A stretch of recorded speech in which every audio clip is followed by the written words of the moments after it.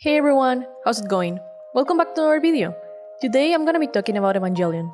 I'll be going over the original 1995 anime, Neon Genesis Evangelion, the 1997 movie, The End of Evangelion, and the reveal of Evangelion movies, excluding 3.0 plus 1.0, because I couldn't find anywhere to watch it, but expect a video about it later. Anyway, I just want you to keep in mind that this isn't like a review or anything, it's more like me rambling about Evangelion for 15 minutes. I really like the show. There's some things like really bother me, but I'll be talking about those later. Anyway, keep in mind also that I haven't read the manga, so if something was handled different, I won't know. I'll be critiquing each product individually, but I might occasionally compare the properties to express a point. Without further ado, let's get started.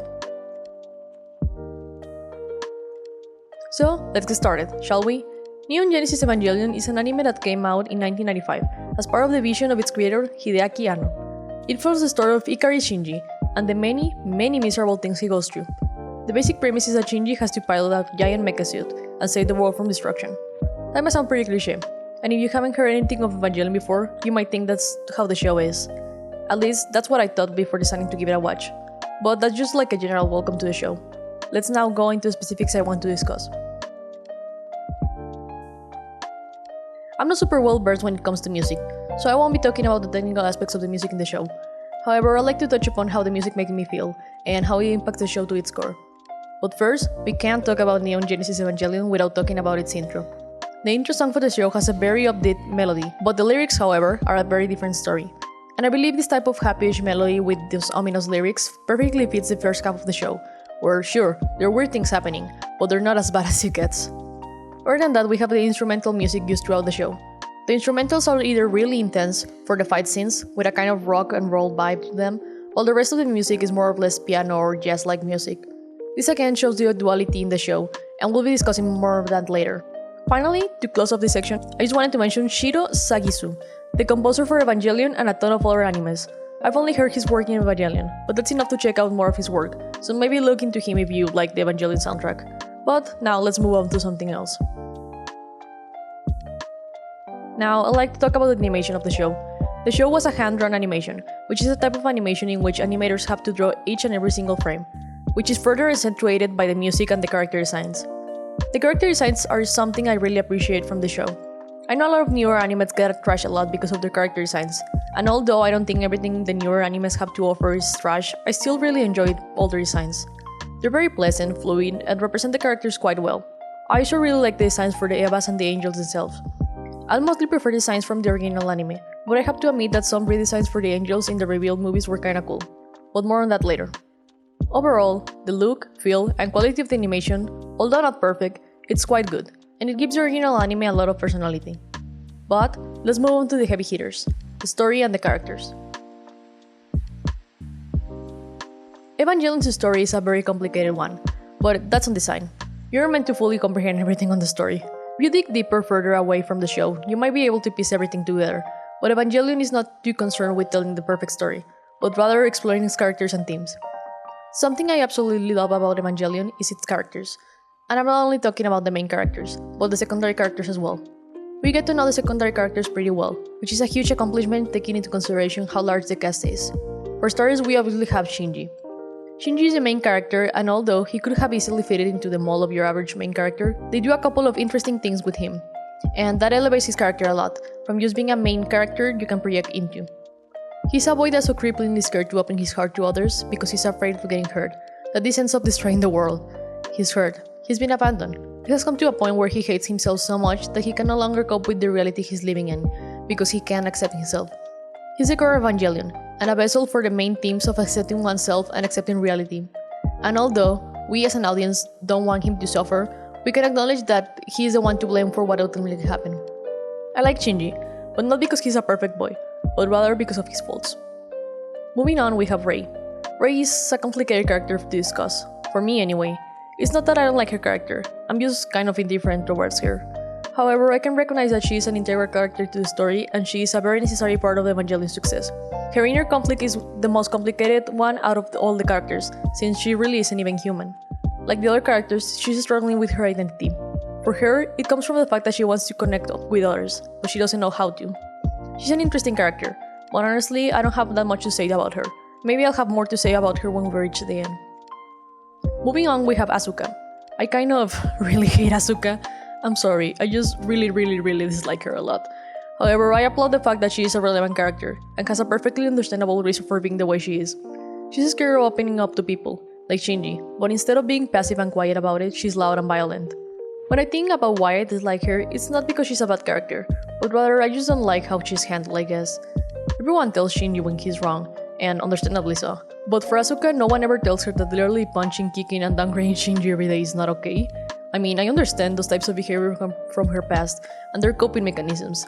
And the show obviously doesn't want you to imitate those coping mechanisms and open your heart, but she really gets away with so much, and no one does anything. I don't know, I just don't think a girl punching a boy should be comedic, but apparently the show thinks so.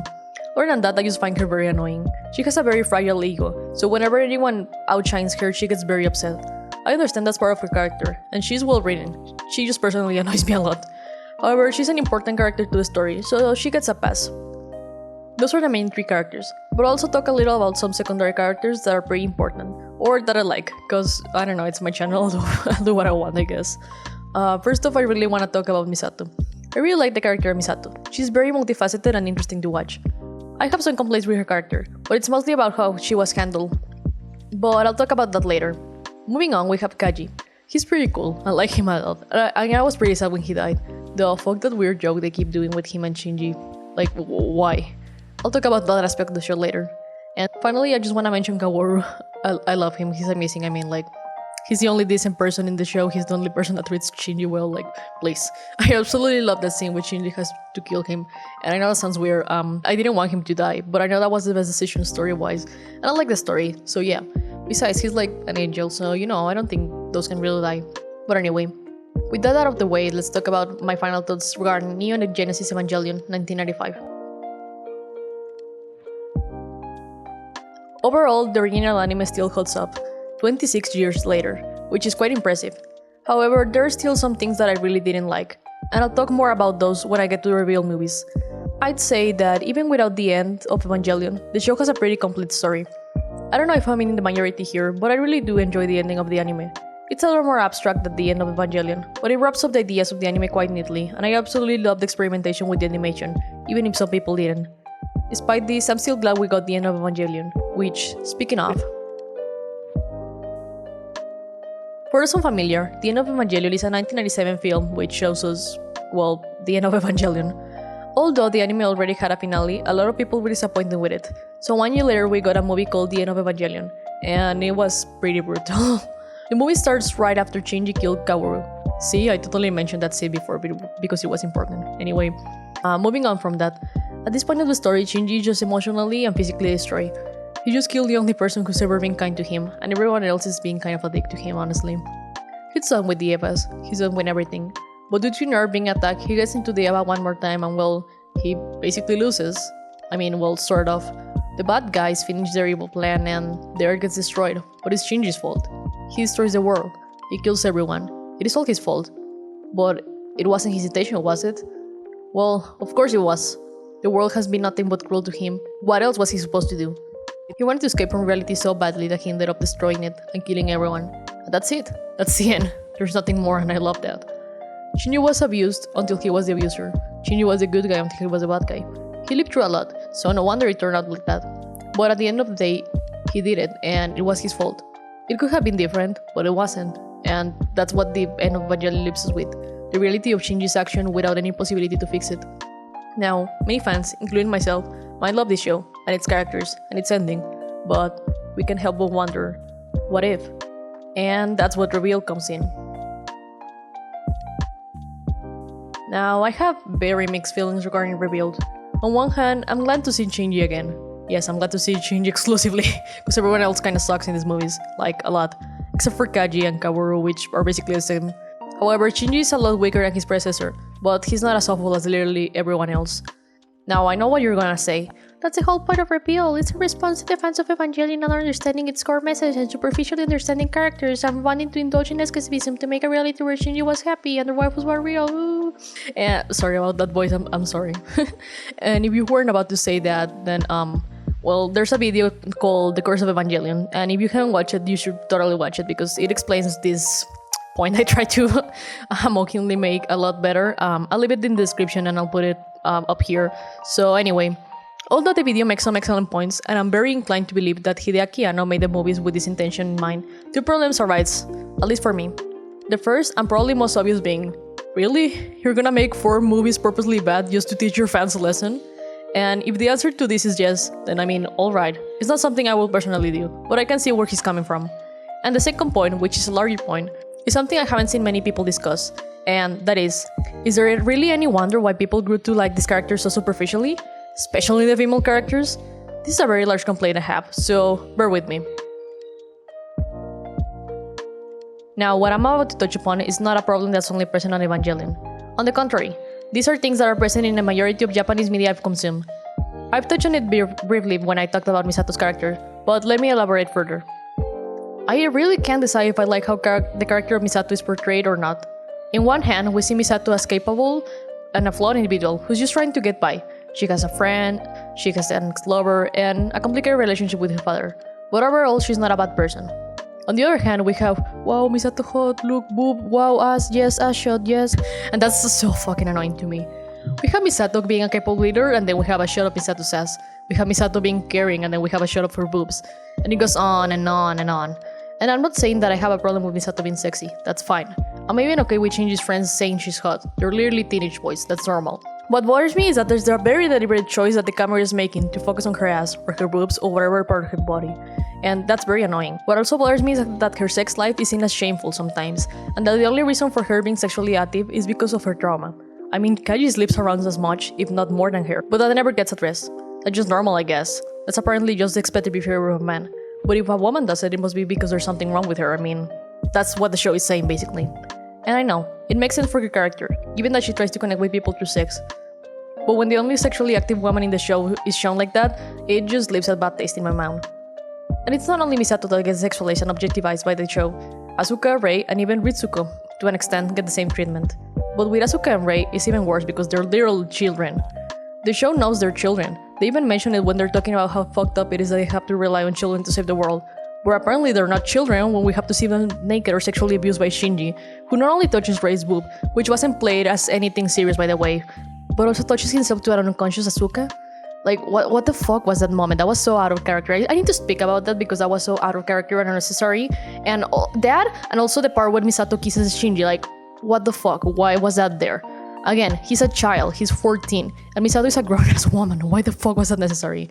And even though I really like Kaji, what's up with that joke where he asked Shinji out? Like, was any of that really necessary? No, it wasn't. Like, really, it wasn't. But anyway, sorry about the rant. But it had to be addressed. But now let's go back to what I was talking about. With all the things I just said, is it really a wonder why fans took these characters and sexualized them even more? Is it really a surprise why many fans only see them through the superficial lens after all the objectification the show did? That's why, even though I understand that reveal might be a way to help fans understand that their takeaway from the show wasn't what Hideaki Anno wanted, it's not like the fans are entirely to blame. What do we expect to happen when words say one thing but the camera angle says another? I think that's why the addition of characters like Mari are so insulting. She's supposed to be an empty vessel, to point out the absurdity of only looking at the characters for eye candy, basically. But the original show already did that with some of the camera angles it shows. And I mean, it is true that Mary literally has no personality or flaws or wants or needs or like anything, but you don't have to go that far to show you objectification. I guess what I'm trying to say is that it's funny to me how they're trying to correct things that weren't problems in the original anime to have their points across, but they also don't even acknowledge the real problems the original had, especially since so many of them are the reason why the fans interpreted and used the property the way they did. It probably sounds like I fucking hate the revealed movies, but I really don't. Most of the time I was just bored watching them. It was the first time anything Evangelion related had ever bored me, which is new for me. The one I disliked the most was 2.0, but it's not like 3.0 was much better. I just liked that a lot more because Kaworu actually did something in it. I absolutely love the piano scenes. Kaworu and Shinji's relationship is one of the only wholesome things in the whole franchise, so it was nice to watch them interact again.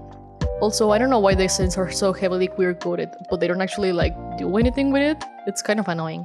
Especially since this movie already had a lot of blood and nipples and things that were going to give it a mature rating, like, whatever. But okay. Overall, the 3 first movies of the Reveal series are not good on their own, but they're also like not that bad if you don't compare them to the show. I think the idea behind them is interesting, but the execution leaves a lot to be desired. from my perspective anyway. But now, what are my overall thoughts on the franchise? You know, even through the bad and everything, Evangelion has quickly become one of my favorite creations ever. For a while, I took a step back from anime. There are a lot of shows that aren't very good, but after watching Evangelion, I was reminded that there are thousands of others which are very good. Japanese media and storytelling has a lot to teach us. However, that doesn't mean that we should ignore or embrace the flaws that it comes with. Evangelion is a beautifully sized story about how the bad and unpleasant things of life can drive us to look for a way to escape reality. It teaches us that running away is never the solution. Escapism can be a beautiful thing, but it can also consume one's life. Even if our reality isn't something we like, we must attempt to look inside us, understand ourselves, and accept us for what we are. And once we have learned to accept and love ourselves, the rest of the world can begin to do so as well. That being said, I'm going to end today's video. Thank you for watching.